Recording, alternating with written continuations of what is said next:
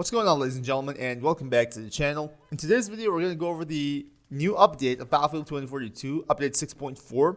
The updates will roll out on February 28th, and there's just some quality of life changes down there that we're going to go over and take a look at one by one. And there's also a teaser trailer for Season 7, apparently, which is quite controversial, and we're going to take a look at that after we wrap up the update 6.4. So that's going to be about today's video. If you enjoyed the video and if you found it helpful, just do me a favor, hit the like button, and if you want more of this, just subscribe to the channel, and that way you won't miss out on future videos. So let's just get things started. So in the patch notes, we're going to take a look at the summary of what's new in update 6.4.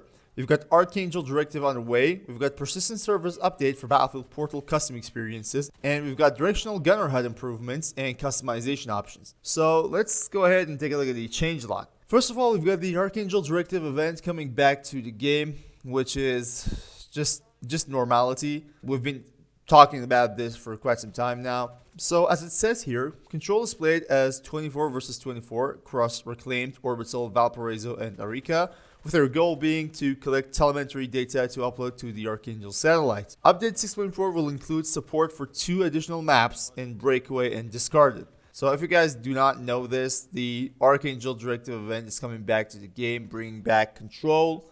And apart from the 4 maps that were originally supported by the game mode, we've got Breakaway and Discarded being supported as well in the near future. So that's about it. We've got Persistent Servers Update. This one has some details that we need to talk about. So let's take a look and see what's there to discuss. Season 6 has now come to a close, and we are on our way towards Season 7. As we make our way to the new season, we're improving how persistent servers function in Battlefield Portal. Going forward, just take a look at this.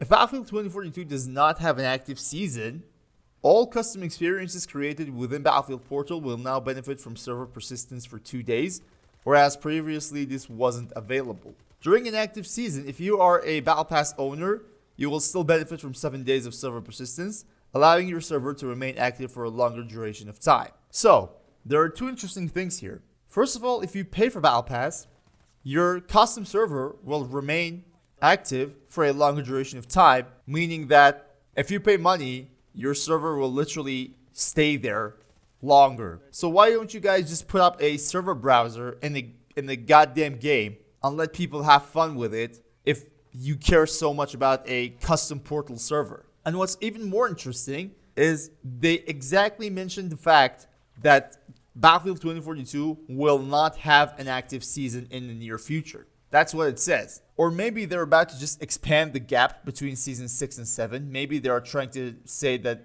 they're planning to delay Season 7 maybe. That's just leaving the development of the game to players. That's just ridiculous.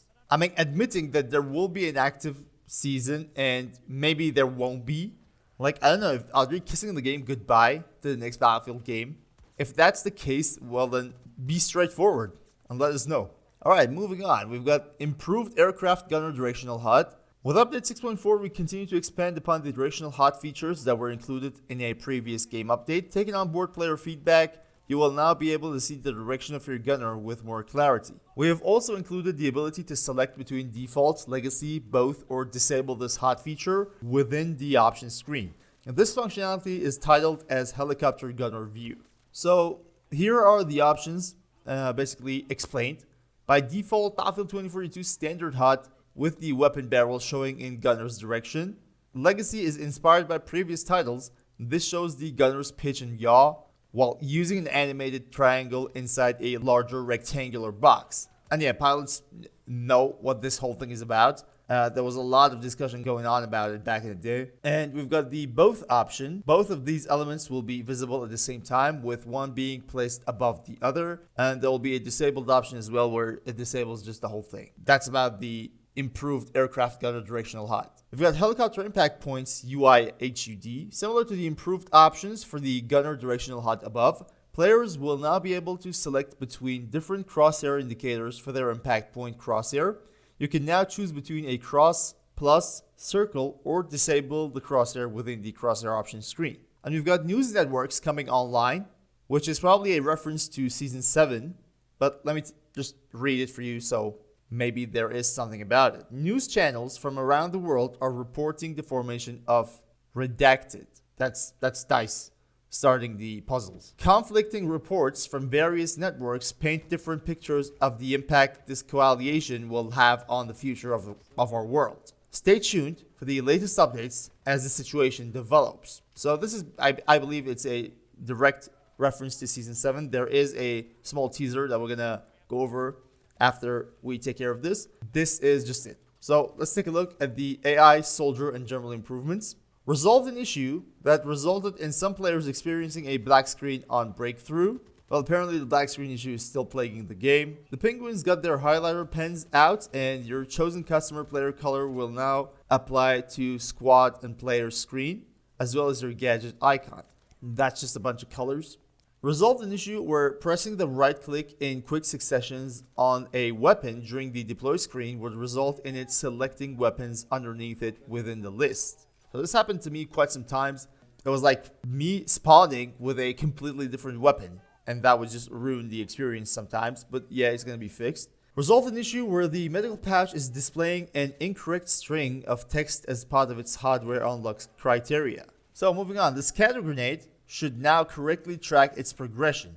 I don't know what they mean by this, but I believe I've had the issue of like getting assists and kills with the scatter grenade and just taking a look at the progression and it's just there with no changes. Maybe they're talking about that because I've seen that issue happening quite some times. Fix the EMP sound from playing incorrectly when you're ejected from a mounted Vulcan that has been destroyed by the OVP recon drone. That's just nothing important. The codex has now been updated to allow for audio entries. Resolved an issue where the EBAA Wildcat was playing audio whilst not having a radio. I mean, look at the issues that this update fixes. Completely useless. Ammo and medical patches are now resupplied from Angel's loadout crate. So that means when Angel's loadout crate is around, if you go out there and interact with it, your ammo and medical patches will be resupplied. Fixed some scenarios where Dozer using a zipline while holding their shield would result in them not making it to the end of the zipline. Please stop skydiving, Dozer. That's Sundance's job. Resolved an issue where the squad spectator modifier would incorrectly have the show player card and deploy button would be assigned to the same button. That's just some portal thing. Resolved an issue where the VoIP channel doesn't automatically switch when getting removed from a party. That's very interesting. Imagine you remove someone from the party and they start talking in the VoIP channel. You're gonna have to mute the dude as well. Yeah, so moving on to vehicles, a legacy option for the gunner directional HUD is now available. Options to choose between standard, legacy, or both gunner directions are now available within the options screen. Added the ability to define the color and shape of the impact point crosshair on air vehicles. You'll now be able to choose between a cross, plus, circle, or disable it. Updated missing vehicle icons, which I have no idea what this is talking about. Like missing vehicle icons? I don't know, dude. The gunner camera on stealth helicopter will no longer reset to a default position when entering the seat. So, that's about it. So you guys probably think that you've wasted your time watching this video because this whole patch note provides literally zero information about anything new, anything worth your while. It's just fixing some baseline issues that don't even matter and don't even, affect your gameplay. This is just literally disappointing for Battlefield 2042 being in such a state where the update 6.4, which was scheduled around 1 month ago with the roadmap to Season 7, has literally nothing to provide. Well, there's really nothing about it, but there is a Season 7 teaser that we're going to go over. I'll let you know, take a look at it, and then we'll talk about it. So, give it a look. Democratic stability has plummeted in recent months, with multiple nations across the globe seeing sudden totalitarian takeovers. This has sent ripples through many political alliances, as economic growth elsewhere changes the balance of power between East and West. While some analysts see the uprisings as a sort of social contagion, others have pointed to the sheer efficiency of these coups as a sign of more coordinated endeavors.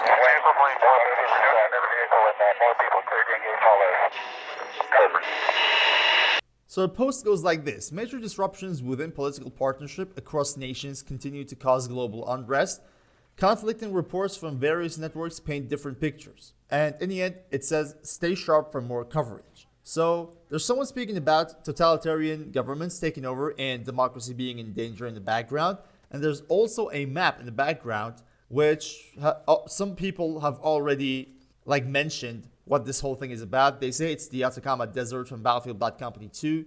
I've never played Bad Company 2 multiplayer. It was just a story, so I've never played in that map. And yeah, we already know that one of the maps, at least one of the maps, will be in Chile. And Atacama Desert is also in Chile. It's in the northern parts of that country. So many people say one of the maps will be somewhere in Atacama Desert, and that's why the location in this teaser is directly set on that place. And some people say that it is a reference to Battlefield Bad Company 3 being the next Battlefield game, which is quite hard to believe. Maybe they're trying to hit two birds with one stone. Who knows? So according to the post, there will be more coverage. Dice puzzles are starting to show up again. We might even see Easter eggs in the upcoming days. So I'll make sure to cover everything as well. So that's about today's video. Hope you guys enjoyed and hope it was helpful. If I want to wrap today's video up, update 6.4 is a quality of life update, which is completely disappointing, adding nothing new to the game, fixing some baseline issues that has little to no effect on your gameplay or gaming experience. And we've also taken a look at the Season 7 teaser, which is just pointing out to Atacama Desert being one of the